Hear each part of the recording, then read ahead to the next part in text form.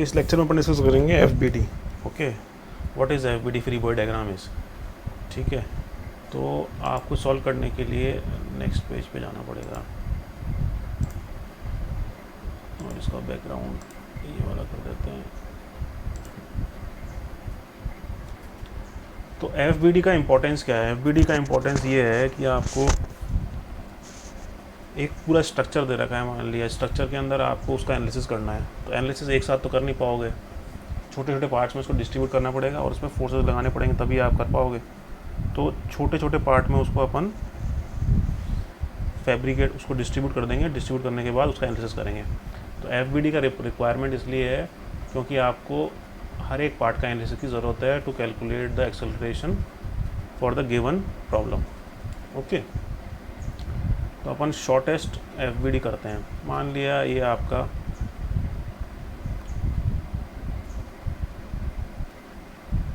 सबसे शॉर्टेस्ट, ये आपका एक मास है एम और सरफेस। अब इसके अंदर फोर्सेस कौन कौन से लग रहे हैं? इसके अंदर फोर्स लग रहा है पहला, सेंटर ऑफ मास से पास होंगे सारे के सारे, ठीक है, बट ये साइड बना देता हूँ मैं, एम जी। इसने ऊपर दिया N1 रिएक्शन, इसने इसके ऊपर अर्थ के ऊपर N1। तो इसका फ्री बॉडी डायग्राम क्या हो जाएगा? F B D of mass M. Mass M का क्या हो जाएगा? सेंटर ऑफ मास से एम जी नीचे, इसने रिएक्शन दिया ऊपर N1। ओके, सरफेस का क्या हो गया? सरफेस के ऊपर एक ही फोर्स लग रहा है, दैट इज N1। तो ये हो गया एफ बी डी ऑफ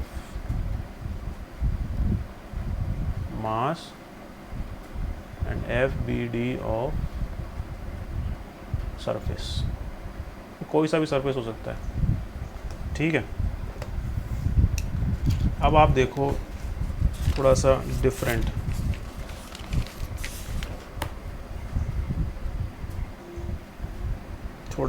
मतलब मान लिया कि एक ये बॉक्स है, ये एग्जांपल हो गया आपका 1, लेट से, अब 2 की बात कर रहे हैं। ये एक मास है, उसके ऊपर ये मास है, ये स्मॉल एम है, ये कैपिटल एम है, और ये है आपका अर्थ सरफेस। अब इसके अंदर कौन कौन से हो गए? फर्स्ट, सेकंड और थर्ड। अब इसके अंदर देखो छोटे मास पे मान लिया आपने ये, इसका रंग चेंज कर देते हैं, मान लिया आपने ये N1 लग रहा है, ठीक है, और इस पे लग रहा है क्या? एक लग रहा है mg। ओके, 2 ही लग रहे हैं। दूसरे वाले पे क्या लग रहा है? यहाँ पे इस सेंटर ऑफ मास का इसका के ले जाता हूँ, यहाँ पे लग रहा है एक N2। ओके, अर्थ से mg नीचे, कैपिटल mg, इसमें कैपिटल mg, ठीक है, और एक इसका रिएक्शन अपोजिट में, तो इसका रिएक्शन अपोजिट में यहाँ पे लग रहा है N1। अब अर्थ का कैसे लग रहा है? अर्थ पे तो एक ही लग रहा है N2, और वो किस डायरेक्शन में है? इस डायरेक्शन में, ठीक है।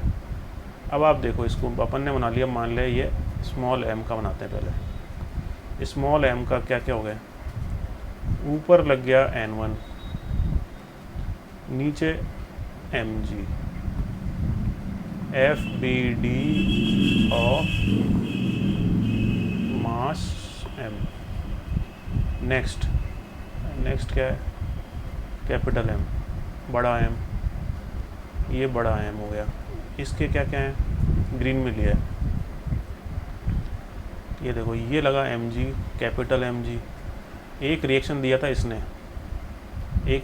था इसने, तो वो क्या हो जाएगा? N1। और एक रिएक्शन अर्थ से ऊपर, तो वो क्या हो जाएगा? N2, ठीक है। तो ये हो जाएगा आपका F B D of mass m, capital M।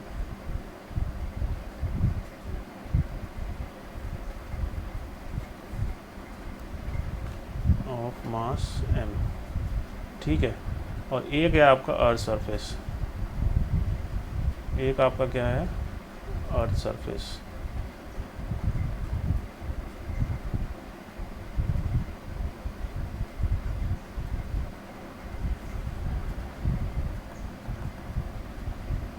Earth surface पे क्या लग रहा है, इधर लग रहा है N2। तो ये हो गया आपका FBD ऑफ सरफेस, ठीक है। तो आपने सारे बाइफरकेट कर लिए। अब इनका एनालिसिस अलग अलग तरीके से इनका एनालिसिस करेंगे आप, ठीक है। नेक्स्ट पेज पे देखते हैं अब। थर्ड, मान लिया कुछ इस टाइप का आपके पास है, मान लिया ये आपका सरफेस है, ये एक बॉक्स है, और यहाँ से एक ये रॉड जा रही है, ओके। अब इसमें बनाना है, मान लिया इसका कैपिटल M है, ये स्मॉल m है, ओके। इसका FBD बनाना है। तो ये देखो यहाँ पे इस पे लगा एक N1 फ्रॉम द अर्थ, एक लगा mg, ठीक है। एक यहाँ से ये perpendicular, always perpendicular, normal reaction is always perpendicular to the surface और contact point। तो यहाँ पे ये देखो इसने ये लगाया, मान लिया ये N2। अब इस पे कौन कौन से लगे, इस पे लगे ये वाला N2 जस्ट अपोजिट, एक लगा यहाँ से इस पे अपोजिट N3, और इसके जस्ट अपोजिट मान लिया ये लगा N3, ठीक है। और इसका N2 N1 का भी जस्ट अपोजिट इधर पे इस पे लगा सरफेस पे, ठीक है। अब FBD देखो इसके, ऑफ मास M, M पे ग्रीन रहे, ये लगा ऊपर N1, यहाँ से आया N2, और यहाँ पे आया M, कैपिटल M और G,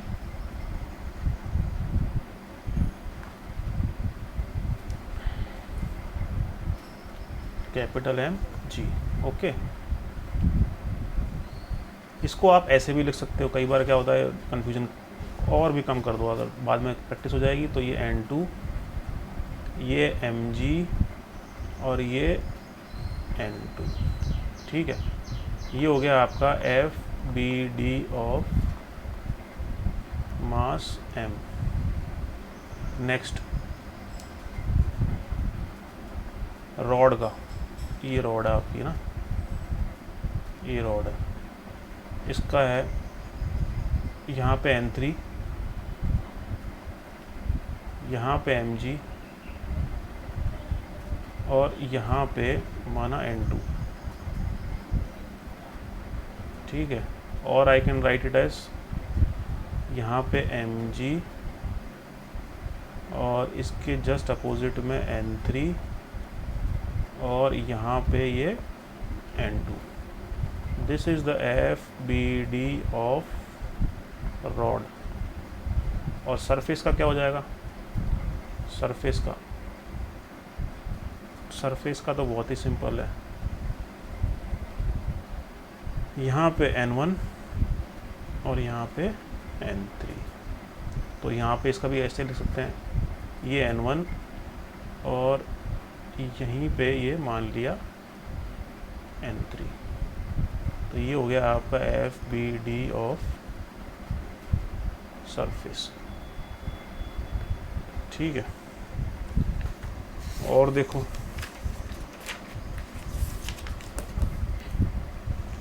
नेक्स्ट पेज पे चौथा, अब इसके अंदर आपने माना कि ये वाला है कि कुछ इसमें टेंशन वेंशन भी लगे हुए हैं और ये सब लगा हुआ है। तो आपने क्या किया, ऐसे कुछ बनाया, यहाँ पे ये एक वो लगा दिया, यहाँ पे ये कर दिया, ये पुली है, यहाँ पे एक मास लटका दिया M, ये एक बड़ा,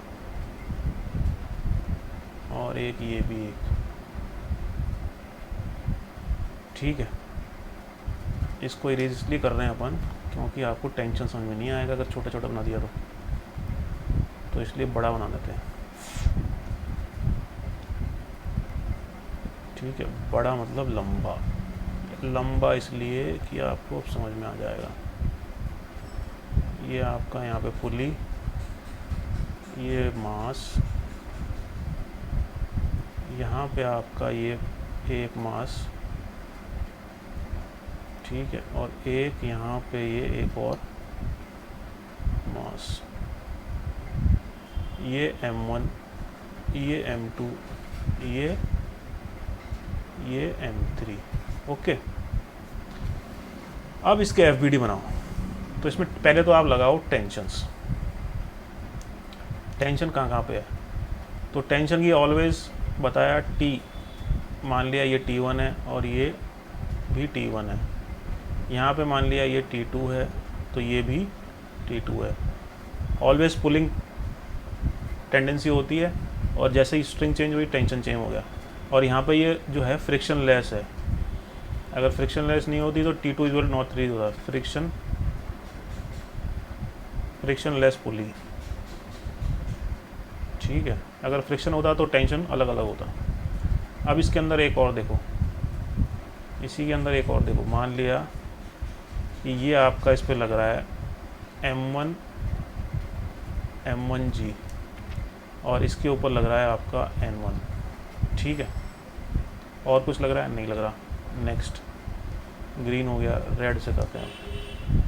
यहाँ पे लग रहा है आपका M2 और यहाँ पे लग रहा है N2।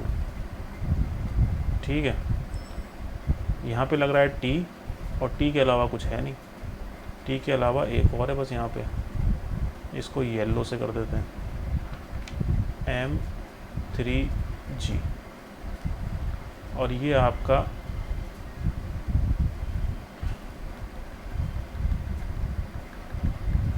आपका सरफेस है। तो सरफेस पे कौन कौन से लग रहे हैं? अब आप ये देखो सरफेस पे कौन कौन से लग रहे हैं। सरफेस पे लग रहे हैं, कौन सा कलर चूज़ करूँ, ये वाला। सरफेस पे लग रहे हैं आपके, एक तो लगा यहाँ से इस पॉइंट का N1, इस पॉइंट का क्या लगा N2, इस पॉइंट का क्या लगा, यहाँ पे T लग रहा है, यहाँ पे क्या है T2 है और यहाँ पे भी T2 है। तो ये T2 और T2, तो ऐसे मान लो इसको, T2 ऐसे और T2 ऐसे इस पे। ठीक है, इसको अपन डिस्कस कर लेंगे अलग से थोड़ा सा। ठीक है ना, ये हो गए आपके सारे, ये हो गए आपके सारे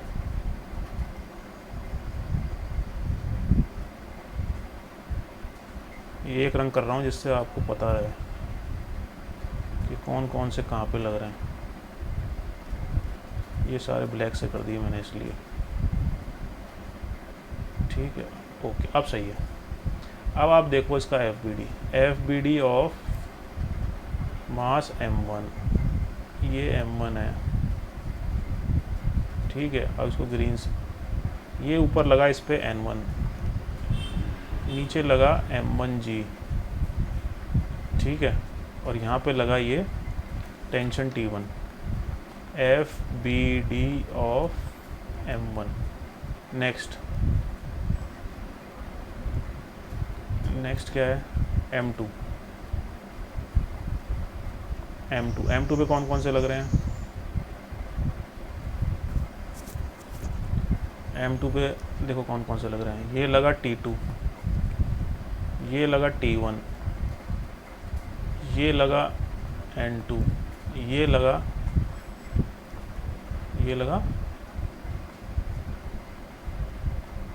M2G। ठीक है ना, बिल्कुल ठीक है। अब M3 पे देखो, ये हो गया आपका FBD of M2। Next M3, M3 तो सिंपल है, M3 तो बिल्कुल सिंपल है, इसको मानो आप M3, इस पे लगा M3G और इस पे लगा T2 बस। अब एक जो इम्पोर्टेंट है उसको मैं यहीं बना दूँ क्या? यस, यहीं पे बना दे, FBD of M3, next page पे बनेगा, वो इम्पोर्टेंट है। अब इसके अंदर देखो नेक्स्ट में क्या है कि आपके कौन कौन से इस पे लगे, सरफेस पे कौन कौन से लगे। अब सरफेस पे देखो, एक यहाँ पे M1 था, तो M1 का जो आपका आ गया, मान लिया N1 ही था, N1 N2 यस सही है, और ये N1 और ये आपका N2, यहाँ पे लग रहा था आपके T और यहाँ पे भी लग रहा था T, ठीक है। ये आपका FBD हो गया, FBD ऑफ सरफेस।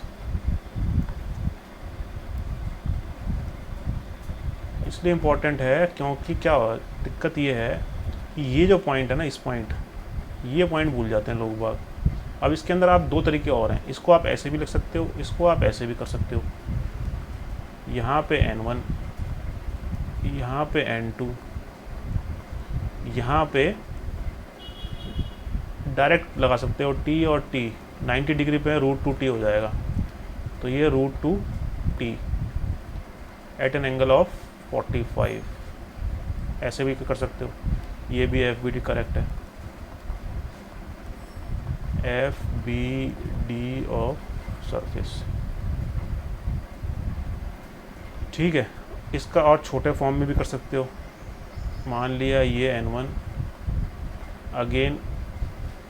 अगेन ये N2 and this 45 degree √2T, ये एंगल कितना है, थीटा इज इक्वल टू 45, एक ही पॉइंट से, तो इजी हो जाएगा। Again this one is FBD of surface, simple है। तो अब नेक्स्ट लेक्चर में इसके अपन न्यूमेरिकल करेंगे। यहाँ पे क्लियर होना चाहिए कि what are the FBDs। Thank you.